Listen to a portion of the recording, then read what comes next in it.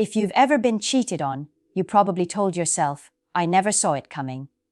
That's the default human response to betrayal: shock, confusion, and the feeling that the rug was completely pulled out from under you. But what if I told you that feeling of being blind is actually a choice? What if I told you psychology has already mapped out the traits of women most likely to betray?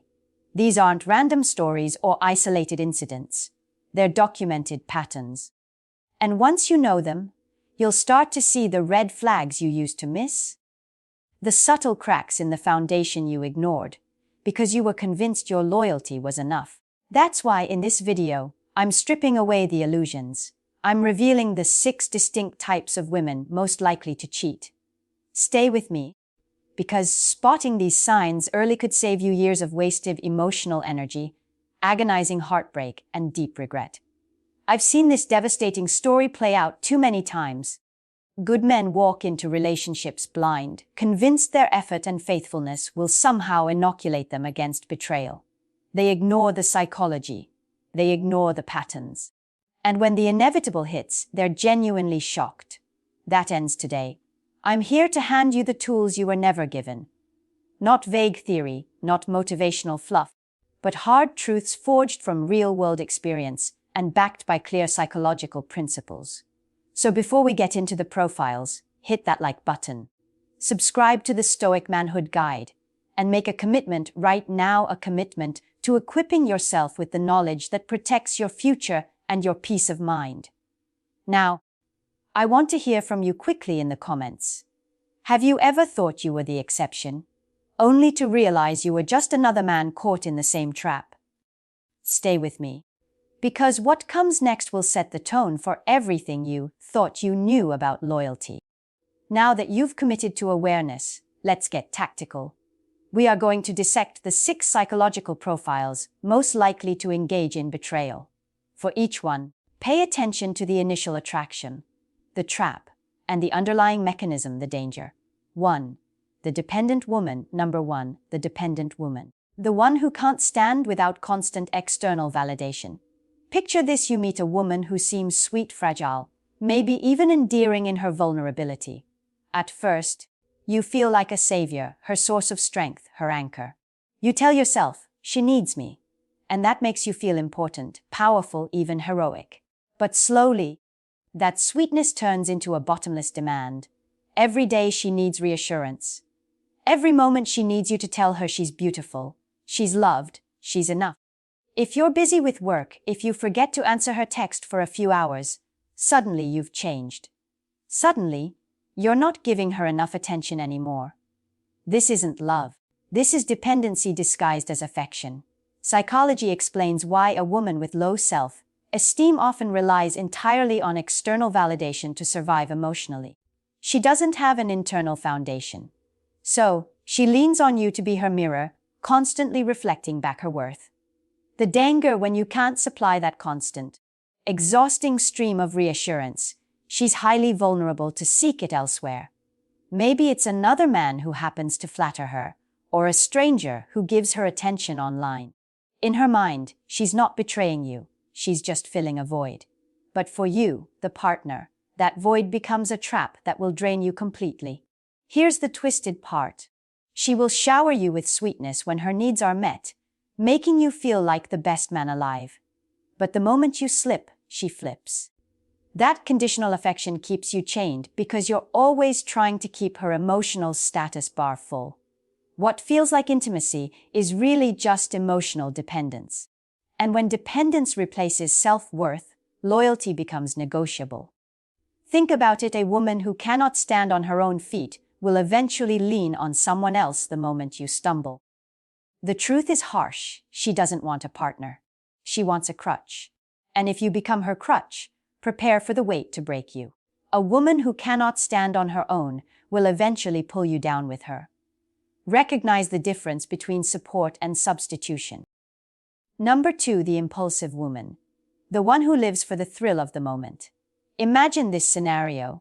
You're in a relationship with a woman who seems exciting, full of energy, and wonderfully unpredictable. At first, it feels intoxicating. She suggests spontaneous trips, last-minute adventures, reckless choices that make you feel alive. You tell yourself she's different. She's not boring like the others. But that very spontaneity, the rush you crave in the beginning, can easily become the reason she steps outside the relationship. Psychology has a clear term for this lack of impulse control. People who struggle with it are prone to act first and think later. They seek immediate gratification even when it sabotages long-term stability. Their brains are wired to chase dopamine hits, whether it's through shopping, risky behavior, or yes, infidelity.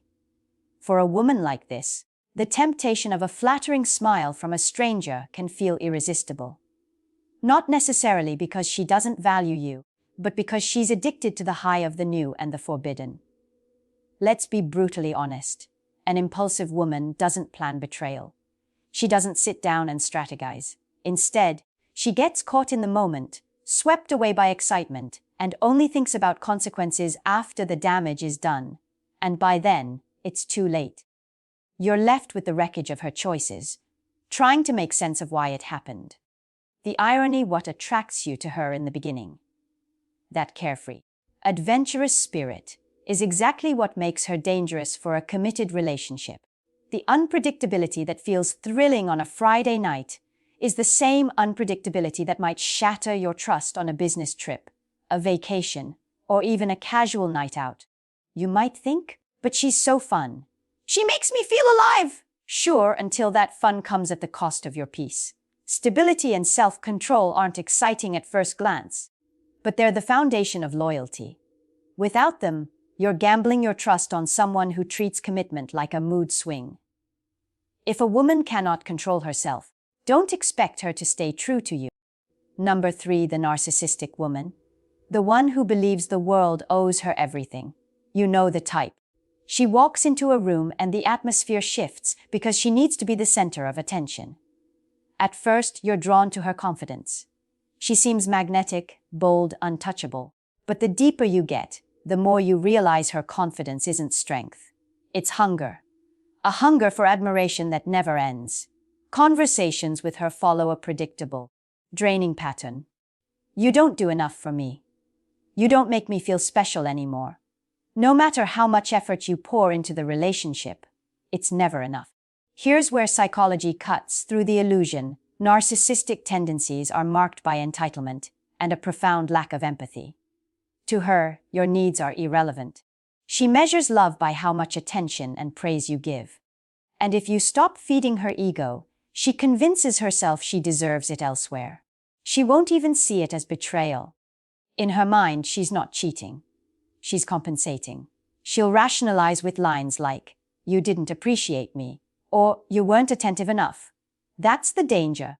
Her justifications feel valid to her. And when someone truly believes their behavior is justified, they don't feel guilt. They feel entitled. Think carefully about what that means. When you love a woman like this, you become a servant to her ego. Your energy goes into inflating her sense of self. And the second you pause, she seeks out a new supplier. It's not a partnership, it's a transaction. You give, she takes, and when you stop giving, she replaces you. The harsh truth, being with her is like filling a bucket with no bottom. No matter how much love, attention, or effort you pour in, it disappears. And when the bucket runs dry, she doesn't reflect or take responsibility. She simply finds a new source. With a woman obsessed with herself, you're not her partner. You're just her tool. And tools, once worn out, are always replaced. Number 4, the emotionally unavailable woman.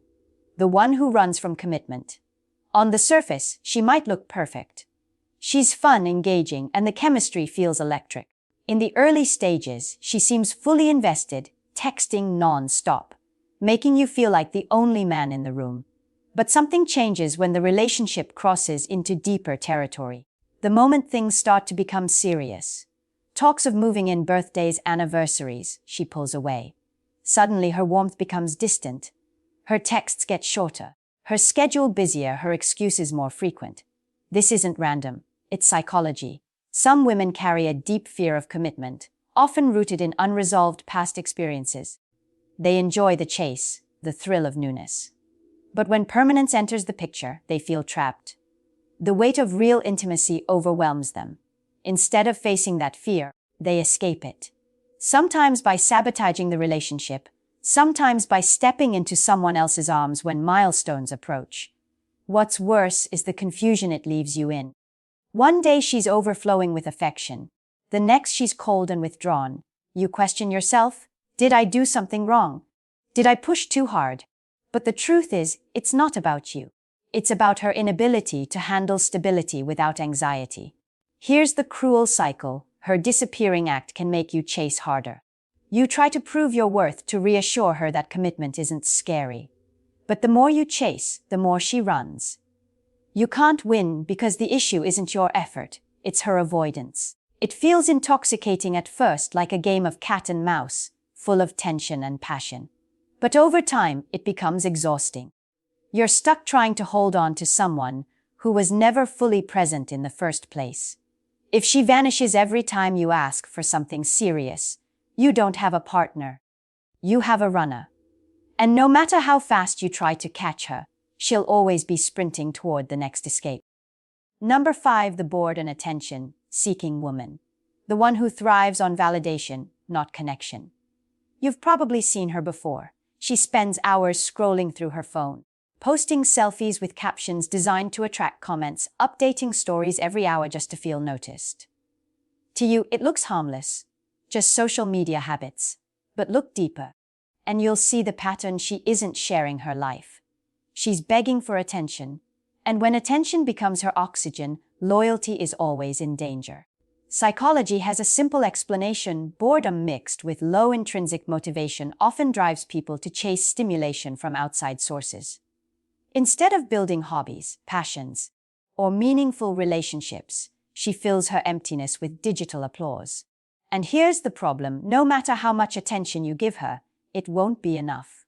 She craves variety, novelty, the rush of being seen by many. When your attention slows, she won't reflect or grow. She'll simply seek another audience. At first, being with her feels exciting. She's playful, dramatic, always looking for new ways to keep the energy high. You might even mistake her constant activity for passion. But soon you'll realize it's not passion, it's restlessness. She isn't building a bond with you. She's using you as a stage until she finds a bigger crowd.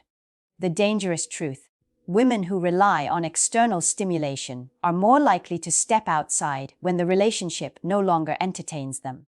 They don't view loyalty as a value but as a condition, something they keep only if their need for excitement is met.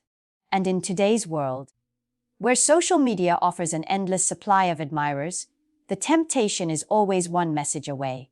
Ask yourself this: do you want to be a man, or do you want to be a distraction?